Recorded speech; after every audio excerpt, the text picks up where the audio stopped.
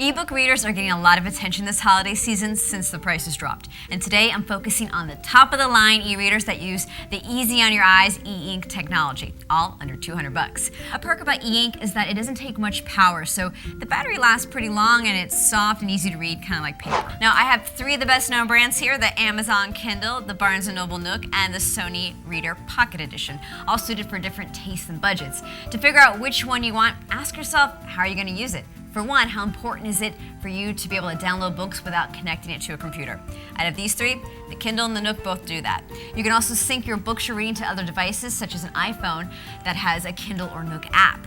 The Kindle starts at $140 just for a Wi-Fi connection and jumps to $190 if you add 3G to that, so you can download books and games from anywhere. You can also share your favorite book excerpts on Facebook and Twitter or see what other users marked as their favorite passages. The Nook, that's $10 more, $150 just for Wi-Fi and $200 for Wi-Fi and 3G access.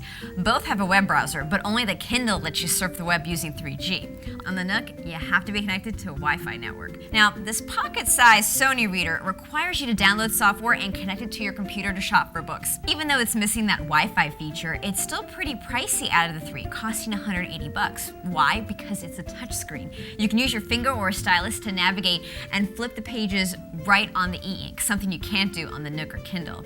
You can also handwrite notes on the pages or on a blank note.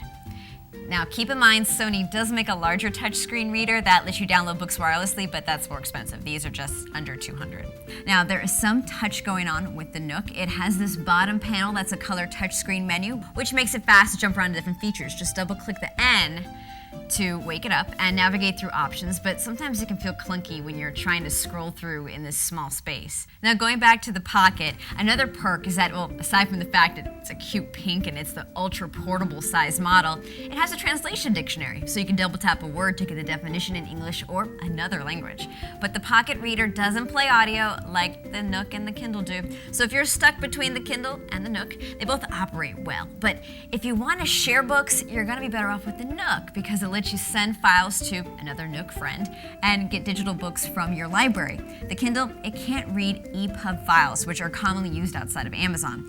Kindle users will have to download PDF versions. So, okay, what's my favorite? Well, I wish the Pocket Sony Reader came with wireless access to the store because the touchscreen and size are perfect for me. But since it doesn't, I'm gonna go with the Kindle because of the simplicity, the price, performance, and I like how lightweight it is.